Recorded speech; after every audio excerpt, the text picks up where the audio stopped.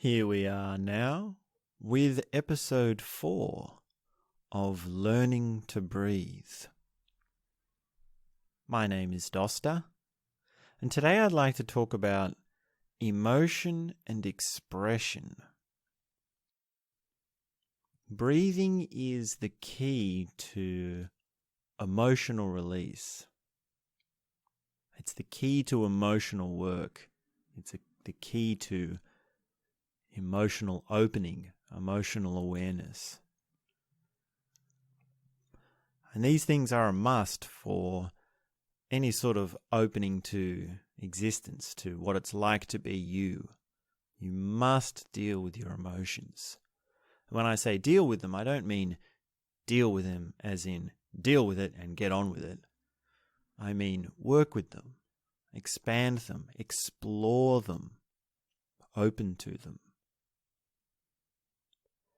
If you're mature enough and you're at the stage to say, okay, I need to work with my emotions, then you're going to be looking for techniques which induce emotions. How do you enter into the emotional body? How do you open up your heart? How do you open up your feelings? Now, we've been talking about sensitivity and coordination of the body and subtlety of what it's like to be you.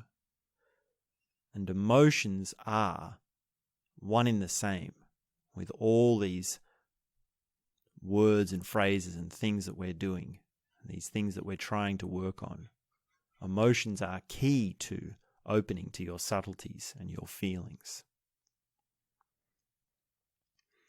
So there are many breathing techniques which induce emotions, and probably the most famous of which is the holotropic breathing. There's also a emotional release breathing, which is very similar to it. And in a nutshell, it just goes like this, that you breathe as hard and as fast as you can continuously, and usually these techniques are done with someone supervising you. So emotional release is best done in a therapy setting or in a setting where there's a facilitator or a group meditative setting. So these techniques are most effectively done either in groups or in a one-on-one session. So for emotional release, the facilitator will tell you to breathe as hard, as deep, and as fast as you can, and you force your breathing. You push your breathing to the absolute limit, and they will push your body down. They'll restrain you, and that will open up your emotional body. You'll break through into your emotional body. And basically, you have to breathe as hard as you would after you just done a 200-meter sprint, but without the sprint. So that's the sort of level of breathing you have to do. And you have to force yourself into it. If you really push yourself into it, you really go for it, then it works. Then it opens up. And if you have a good facilitator, they're going to be there and they're going to be pushing you as well. They're going to understand that this is what you're after and this is what it's all about. And if you break through, well, then you're dealing with the emotional body. And what you find in your emotional body is, well, there's a whole world there. There's all sorts of things that can open up. So emotional release through breathing is really the secret to working with your emotions. Now, there are also breathing things that indicate your emotions. So emotion and expression, they're linked because your expression is the outer manifestation of what your inner emotional life is. So for example, you can have a huff or a sigh or a burp or a scoff or a yawn or a groan or a moan or blowing raspberries. So these expressions where your breath changes, there's only one breath which changes, in a situation where you've got this emotion, they indicate what's happening for you. Now, a sigh, like a that can be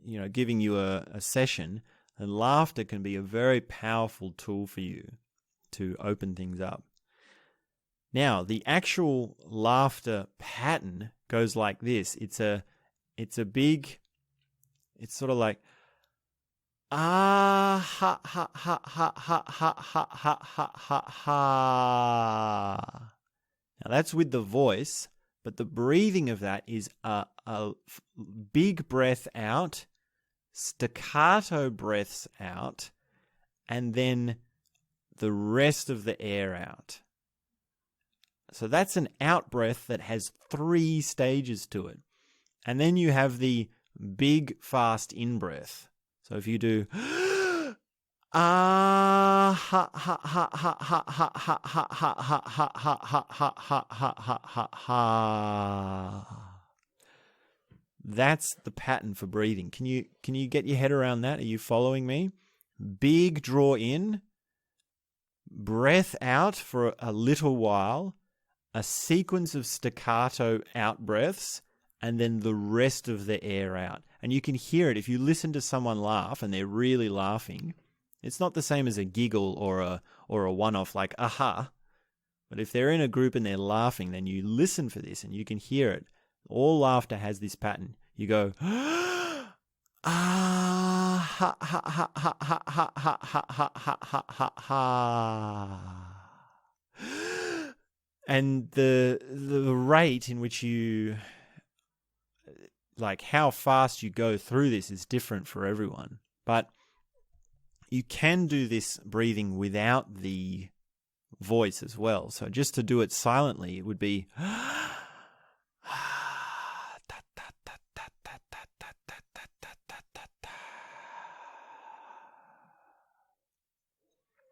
and for the people who want to go into a deep state and they want to go beyond their emotions and really to induce a euphoria, this is the technique for you. This breathing technique is the thing for the people who want to get high.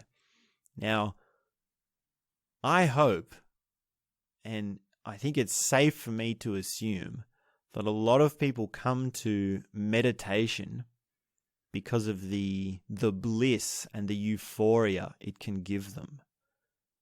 It's the draw of the higher states that brings them to wanting to practice. And it's this thing of peak experiences, of rapture, of breakthrough, of getting high. Quite frankly, it's just getting high. It's just a drug.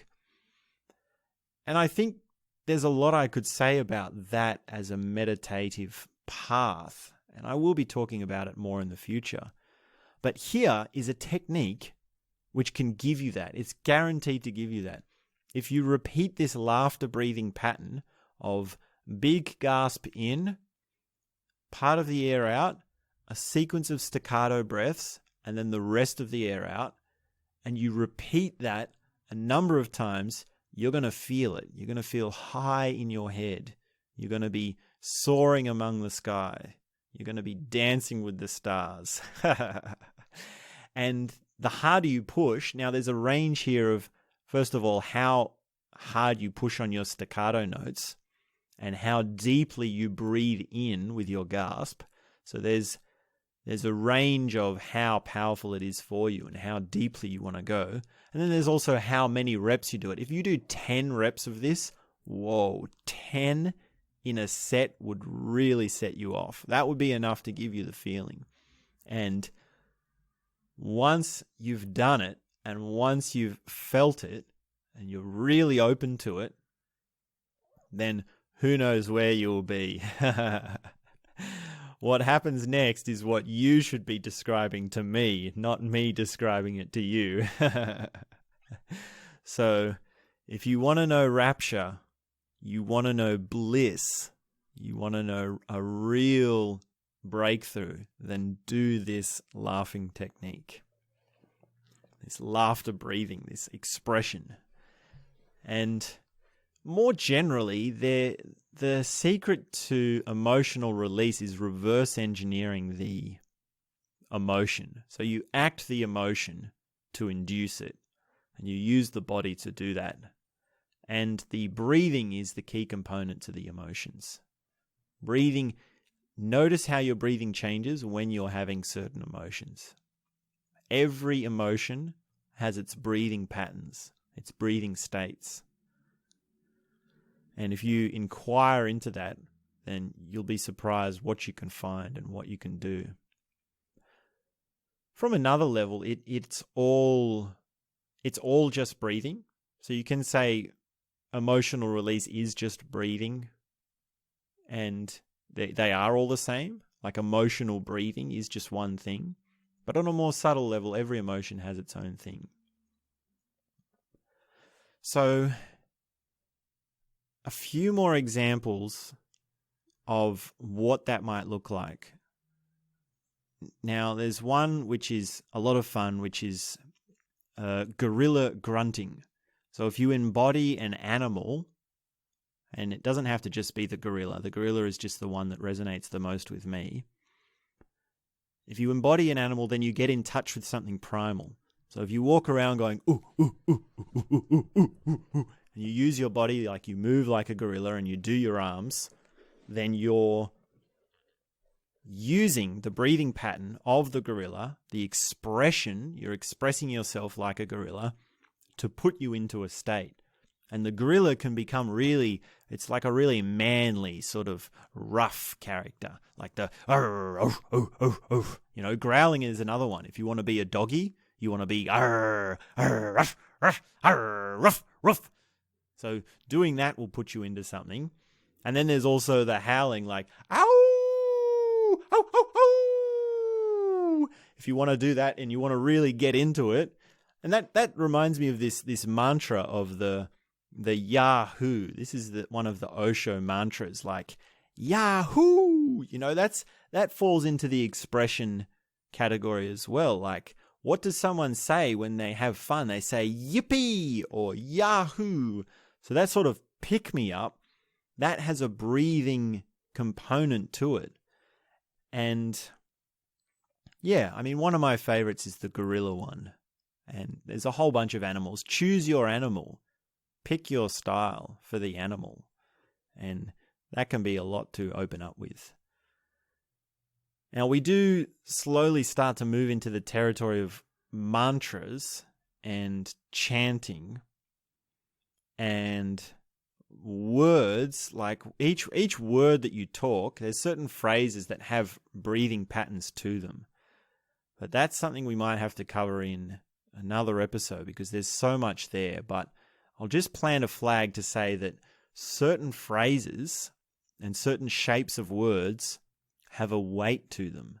And patterns of words, say a sentence, has to have a breathing pattern to it. So you can invent, I mean, that's the idea of a mantra or a chanting. When you're chanting a word, you're moving your mouth into a certain position to pronounce the word, and you're pushing your air in a certain way for that air to move in a certain speed and to induce a certain state. So that's how breathing connects with words, chanting, and mantras.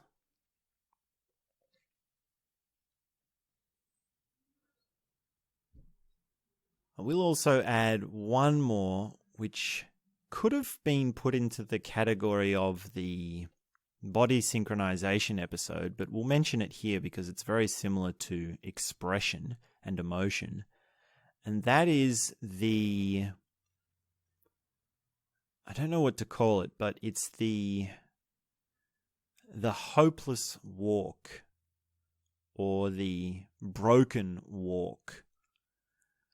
And the best example I can think of this is when in the movie Lord of the Rings, when Frodo he's the hero of the story, and he's on his giant quest, and he's almost at the end of the quest. And he's there to destroy the ring, that's his quest, and he's struggling to walk. He's really panting, and he's falling down, and he's tired, and he's really just, he's He's almost crawling. And crawling might be part of this technique. That might be something that comes into this. So this hopeless walk, this brokenness, and this slow breathing, the body will naturally breathe differently when you do this, like a dance, like a movement. If you act like you're broken, you act like you're exhausted, and you don't push your body. I mean, you're not forcing your body. It's more like an act or a subtle dance.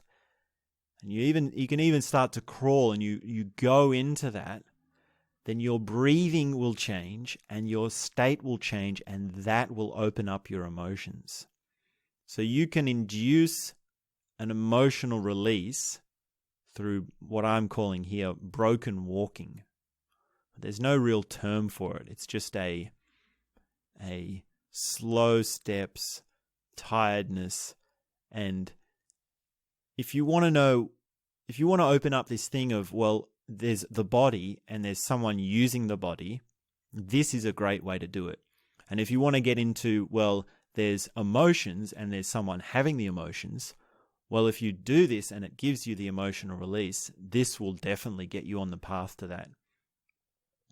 So opening up these differences in your phenomenological experience and dividing the body, your actions, your emotions, and your breathing is really key to all that we're talking about here. And yeah, that's a lot to work with. The huff, the sigh, the laughter breathing, the ha-ha laughter, the hee-hee laughter, the hoo-hoo laughter, the gorilla grunting.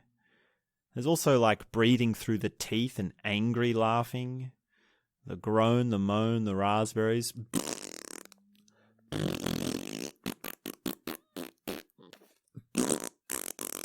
I'm feeling a bit silly now. I think it's because I blew those raspberries.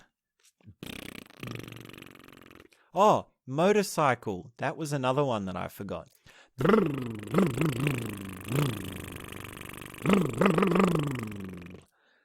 I learnt that from my friend Kalvati. She was doing a music class where we learnt the motorcycle breathing pattern. So that's another fun one. Thank you, Kalvati. Beloved Kalvati. You're so beautiful. Okay, now I'm just rambling and I'm feeling chirpy because I've done all these breathing techniques. I really get a sense of it. Like, I'm really buzzed up now just from demonstrating all these. I'm going to be walking around so happy today. Imagine if I actually did these. Wow. If you're ever feeling down, just blow a few raspberries. That is so simple and yet so powerful. Imagine if the world could just blow a few raspberries.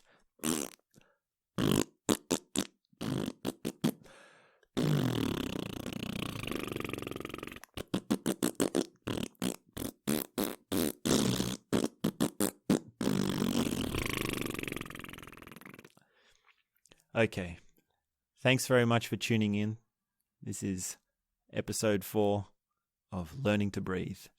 And that's all I usually say that's all I have to say for now, but I guess I should say that's all the noise I have to make for now.